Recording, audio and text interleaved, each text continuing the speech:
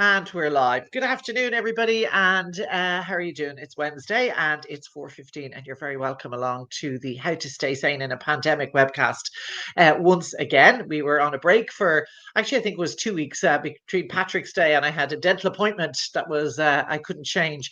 So it's been a bit of a break. So I'm delighted to be back with you today. We're currently broadcasting live on Twitter and on Facebook and on YouTube. So come on in. I can just see people coming in. So come on in, and I hope you've got a comfy chair and maybe a cup of, I don't know, gin and tonic or a glass of wine or whatever, and join us for the next 30 minutes.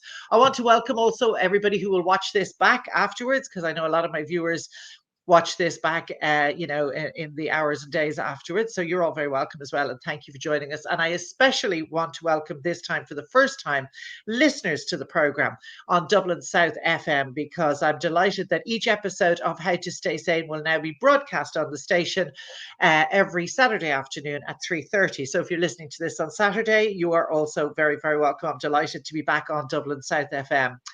If you enjoy this webcast, I'd love if you could spread the word and share the links across Facebook and Twitter and YouTube.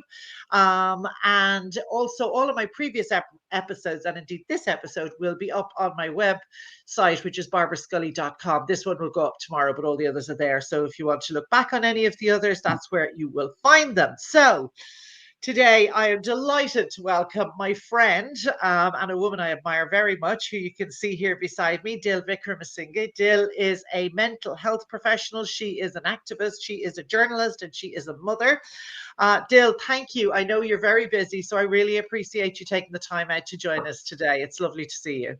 Thank you so much, Barbara, for having me. It's an absolute pleasure to be here and speak to you. And fair play to you, Barbara. You've been so busy. I just loved watching just your career and just how you're just amazing. I still remember the first interview I did with you years ago in News Talk, and it's so funny. And that was the first time I met you, and I still remember the picture that we all took. And we were all like, about this much shorter than you. I remember that too. No, Barbara is very tall. She's super yes, tall. very tall. People who've seen me the odd time, like on either social media or on telly, and they meet me and they go, "Oh God, you really like yourself. Only you're way taller." But anyway, listen, Dil, it's been kind of. I have to start, and I think it's appropriate that at this stage. I mean, these webcasts are always about giving people a bit of entertainment and a distraction, and all of that remains, but I think at this stage we've marked a year in now, and it's been one hell of a year, hasn't it? Unbelievable. I've never seen anything like it. Nobody else has seen anything like it. And it's like, as the question, how am I? It's like, I have good days and I have bad days, and I'm aware that I feel I'm in a real place of privilege, because I love my wife. We're in a wonderful relationship. I have two amazing kids. We've put a lot of time and effort, both Amory and myself, to create a life that has around our vision, as opposed to the other way around. A lot of people end up, kind of creating their life around their job or whatever. So we set up Inside Matters 10 years ago, and I love my work. I'm a trainee psychotherapist now. I've really kind of transitioned. I feel I'm now psychotherapist first and journalist second. I started my client work last October. And I'm in my third year in college. As we speak, I have 6 assignments to do in the next couple of weeks. And I have to say, I think the course has really kept me sane. I think, if I had to give you an answer, how to stay sane in a pandemic, is do a course. It has kept me really busy in that respect, and of course it's about mental health as well. So it's something that I'm very passionate about. So So the last 12 months, as a mental health professional, Inside Matters, as I said, we set up over 10 years ago. And just to give you an idea of the demand out there, we had 55 psychotherapists last March in 2020. And that's a pretty big That's a big number. That's a big number. We are now 85 psychotherapists. And we are supporting over between 500 and 600 clients per week in Dublin, nationwide, and we are actually now, because of the one thing, that lots of things that are good things that have come out of this is now people actually are happy to engage in therapy online. So we are actually supporting clients outside of Ireland as well. But that in itself will give you a snapshot of how much the human suffering is at the moment. Yeah, it's very interesting. And before we went on air there, we were just briefly talking about, I think a lot of us are now feeling a stress and a level of mental health difficulty that we perhaps have never experienced in our lives before. And you talked about the stress response to the pandemic. And it's something I was saying to a friend of mine the other day. I was saying to her, I actually feel that the amount of energy that I have to use every day to try and stay positive is huge. Like, it's actually a physical, like I was saying to my husband the other day, why am I so tired? Like, we're doing flipping not a whole lot. And then I realized it's actually the energy that it's taking for me to realize how I'm feeling, try and do something to make myself feel better. And also then, as a mom, as you know, trying to watch other people in the house and do the same for them. And their moods, because your mood is going to impact on somebody else's mood. And next thing you know, you could be all having a really great day, or you could be having a terrible day because somebody's mood is in a bad place. Yeah. So if I can talk about the stress response, I think this is so valuable because for me, I learned about stress response and autonomic nervous system in the first year of my psychotherapy course. And it's been an absolute game changer because now so many things make sense. So we have the amygdala in our brain that's constantly scanning our environment to see whether we are safe or not. There's no difference between us and our prehistoric, ancestors. Exactly the same. Their amygdala was, of course, scanning for mammoths and or saber-toothed tigers or whatever. Whereas now, our amygdala is kind of scanning different things, and I'll talk about that in a second. Now, depending on whether we are safe or not, we have two systems in our body: parasympathetic, which is the relaxation response, or the sympathetic nervous system, which is the stress response. So these two systems, stress and relaxation response, work together to keep your body in balance, right? Now, here's the interesting bit. So you're walking down the road and you see suddenly a car in front of you loses control and it starts going at you. Your amygdala is going to, jump into action. It's going to send messages to your sympathetic nervous system, and then it's going to pump, your heart is going to beat quicker, blood is going to be pumped into your muscles, your eyes, pupils dilate, and suddenly you're going to be, like superhuman. You hear people when they're under the effects of adrenaline, they can practically move cars, because they're trying to save loved ones. Now, the interesting thing, so that's the sympathetic nervous system, and then the relaxation response, the parasympathetic stress response is the opposite. That slows your heart down. It just brings everything down, and it just kind of calms you down, right? So the two work together to keep your body in equilibrium. Now, the interesting thing is your body does not know the difference between a car coming towards you or that email from that irate customer, or, when you see your phone ring and you think it's the bank or something. Your body perceives a threat. So your life might not actually be in danger, but your body is reacting the same way that you would react if a car was coming at you. So what's happened in the last 12 months, not just nationally, but internationally, our human families' stress response has been on for the last 12 months. And that can bring on humongous issues. So when I learned about this in my class, I realized that my parents, by the time they were my age, they were both, heart disease, chronic illness, hypertension, cholesterol. All of these are all connected to your stress response. Yes. If you don't know how to regulate yourself, and you're constantly in a place of arousal, where you're hypervigilant and you're expecting something to pop up from anywhere, you're not going to be able to relax, and your body is going to start shutting down. And that's what's happening to us, because for the last 12 months, this is my what I was talking to you before we went on air. But I have huge questions in how like, we can't talk about other countries, but how our country has responded to the coronavirus, because the focus has been constantly on the bad stuff, the deaths, the infections. But what about all the good stuff? The fact that 98% of the people who get the coronavirus, recover very well, and they have no issues. So how many people actually get, like Portugal, for example, every day you have the rates, but they also say how many people were diagnosed and then how many people recovered fully. So you get a kind of a bigger picture. Yeah, there's no balance. So therefore, everybody's state of stress is gone through the roof. So I know at 5:45, everybody around a lot of people are in Ireland know the numbers. And usually, like if you talk amongst yourselves, when do you have rows between you and your partner? It's probably around that time, because you just see the numbers have gone up or the numbers have come down, or the numbers might be okay, but then how it's reported, the words that have been used to report it was like volatile. We are sailing too close to the wind. That kind of sense of urgency. Fair enough, it was the first 3 months or 6 months, but 12 months later, like a lot of people are like, okay, this is actually impacting on me physically and mentally. I might not have COVID-19, but I'm living like I have COVID-19. And that's a big worry.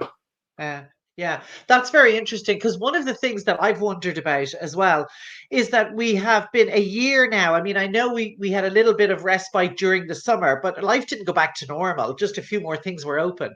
So we've had a year of living really inside our own homes. And like, I sometimes wonder, are we going to become institutionalized almost inside our own homes? Because, eventually when this thing, and it will be over, and things will return to whatever new normality we have, will we actually be able to get over a fear that has become almost automatic, has been so deeply ingrained after a year, that we'll find it really difficult to go out and to socialize normally and to be in a crowd or to get on an aircraft or to go to a concert or a theater, because we'll be suddenly fearful of being surrounded by so many people?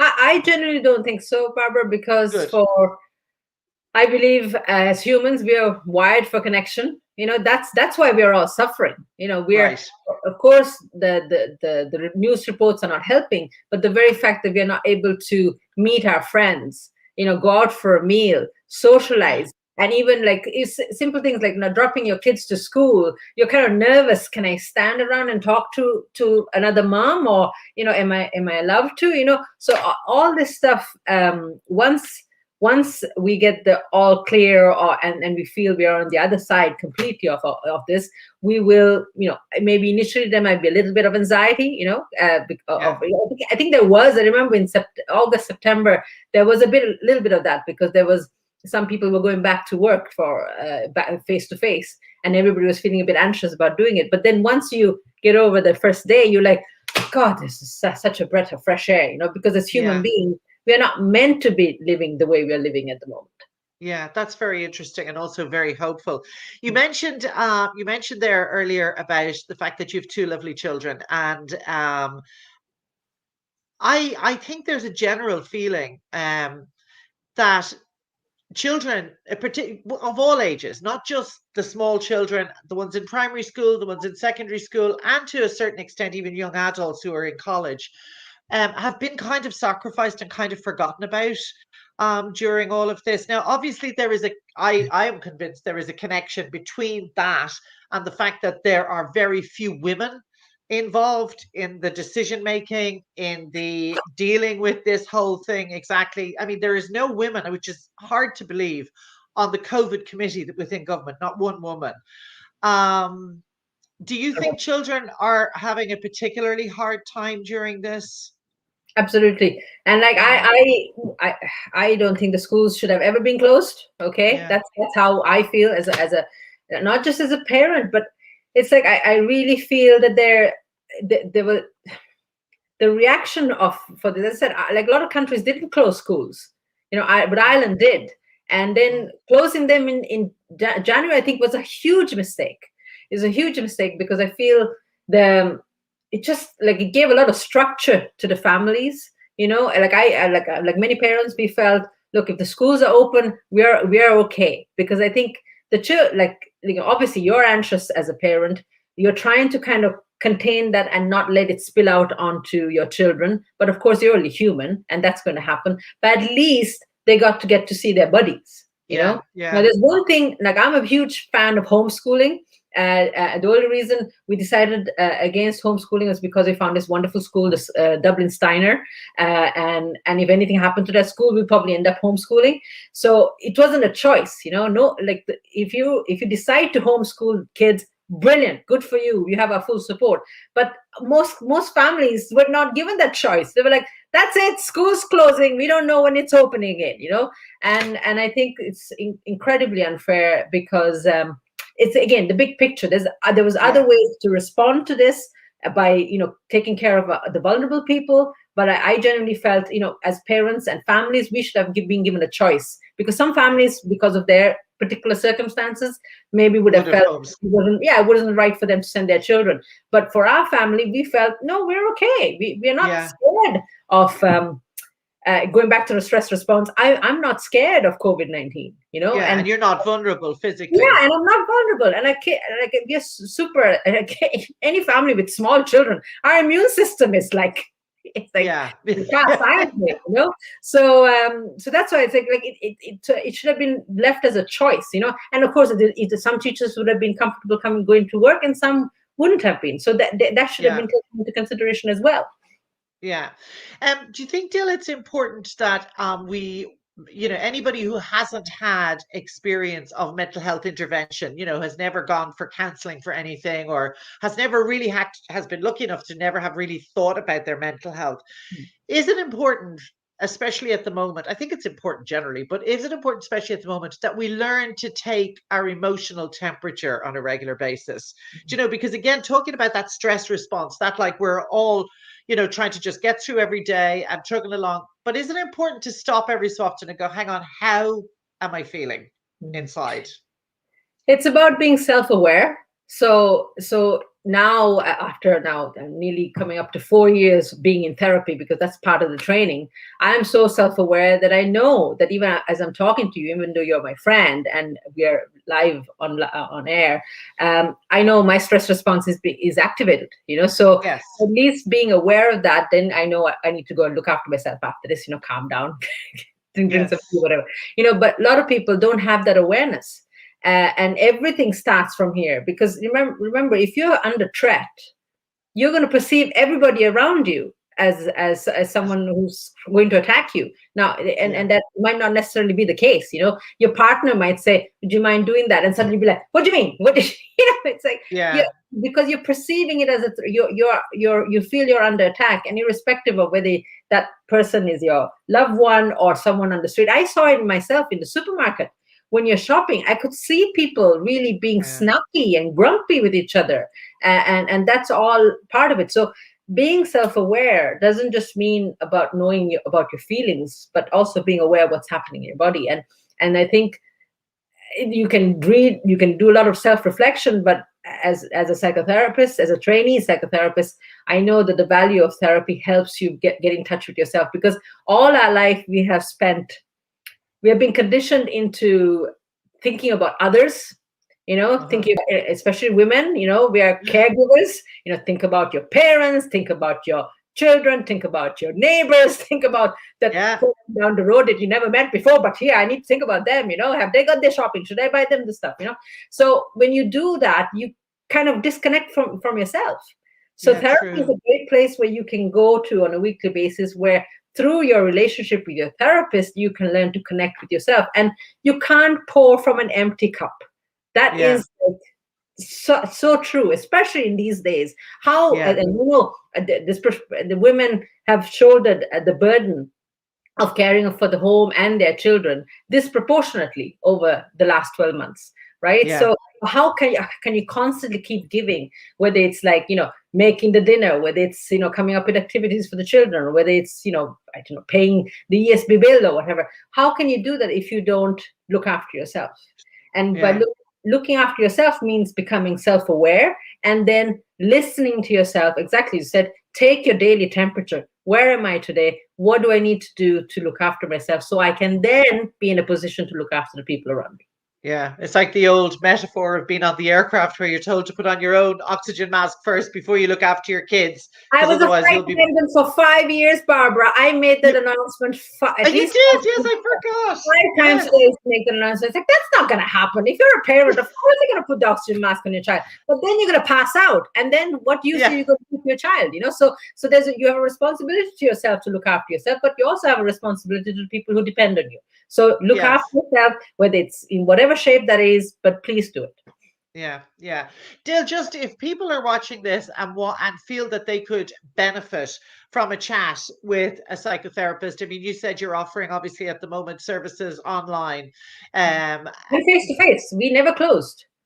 right. Oh, Yeah, we're okay. essential service. We have a whole building in Capel Street. We're at 106 Capel Street. It's a Georgian building. We have 15 therapy rooms. I jokingly call ourselves a therapy hotel. And our rooms are big, So we have COVID protocols to beat the band. We have a housekeeping department that cleans the rooms twice a day. And in between session, they are disinfected by the therapist as well. So we never closed. We've been open for the last 12 months. And that's another reason I think why, because we find a lot of clients, they can't see their family. Yeah, They're working remotely, and here's a legitimate reason for them to actually see another human being in the flesh. We find that yeah, most people are grabbing that opportunity and going, at least I get to see this person. And we often talk about people who are in relationships and with children. My heart goes out to people who are not in relationships and maybe don't have children. At least if you have kids, there is some kind of busyness, but if you're yes, so true. single, you're living on your own, or you're kind of sharing an apartment with a bunch of roommates, just Yeah, imagine how difficult that must be. And you can't do therapy online because you have yeah. no privacy if you have 3 4 other people in an apartment with you. Oh dear. Oh, there you're back. You back? Yeah, I'm here. Sorry, my screen just froze for a moment there. I was like, "Well, where's everybody gone?" Dil, if people want to get in contact with you, I presume it's through the website insightmatters.ie. Is it .ie? Yeah, it Insight is. And we have Matters. a low cost service, Barbara. So we have, so that starts at 25 euros. And then our therapists will have different rates depending on what the issue is. But I really, really ask people, because I often say good mental health is when you can live independently and separately of the culture around you. So if everyone around you is panicking, right? Yeah, yeah, And there is huge pressure for you to panic as well, because every yeah, person you talk to, whether it's your family, whether it's your partner, whether it's somebody else, so there's huge pressure for you to also panic. So good mental health means that you can actually say, listen, you want to panic, that's fine, that's up to you, that's what you want to do, that's what feels right for you, but for me right now, I want to stay calm. Okay, and that's yeah. what's going to help me get through this. So if you feel you find it difficult not to kind of get swept away with the people around you, what they're thinking and saying, then maybe that might be an indication for you to talk to somebody. To talk to somebody. Very good. Excellent.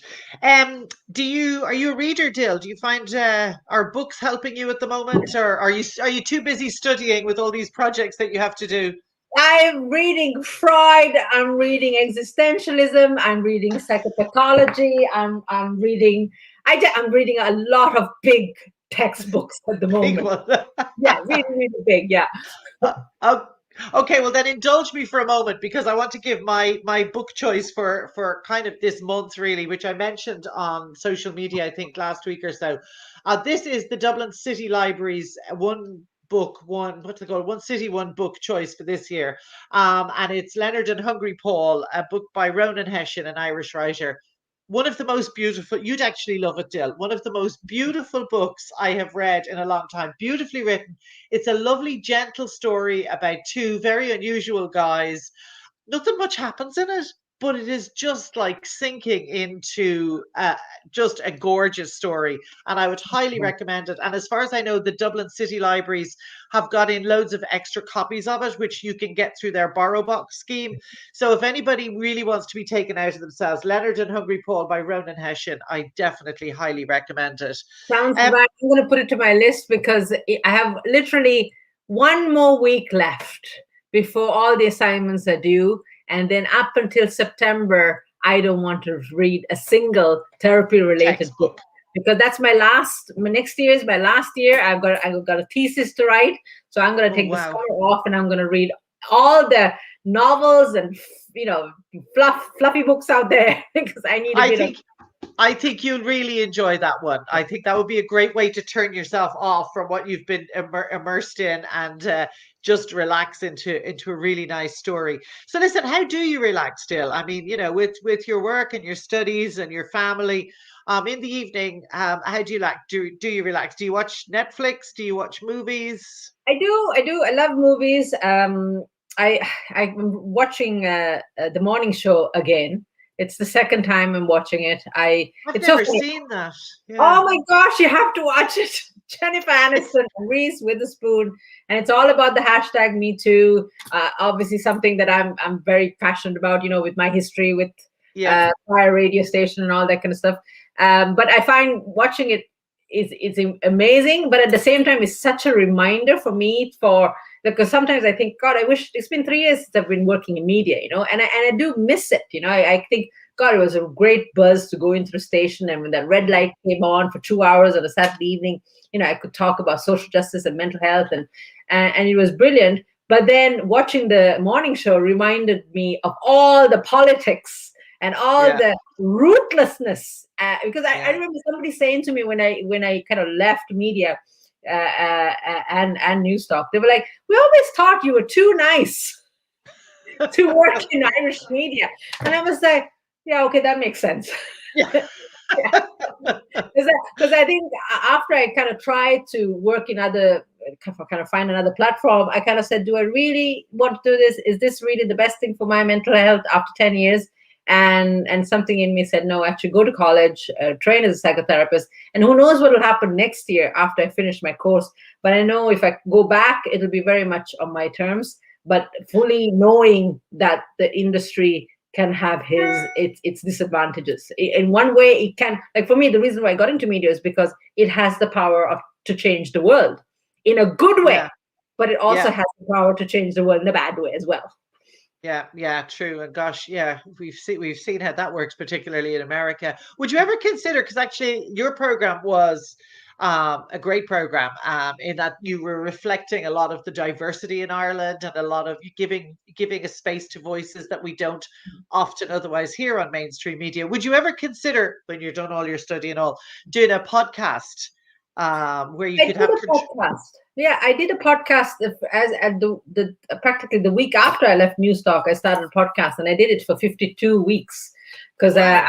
I kind of did it. It was called Spark and Change. It's on the Head Stuff network, and it was kind of something that I did, and then I thought, okay, from there I'll go on to something else. But I think I realized what I had done had such I think an impact, had a ripple effect that kind of stopped my, all I can say is stop, kind of really limited my options, because I think Right.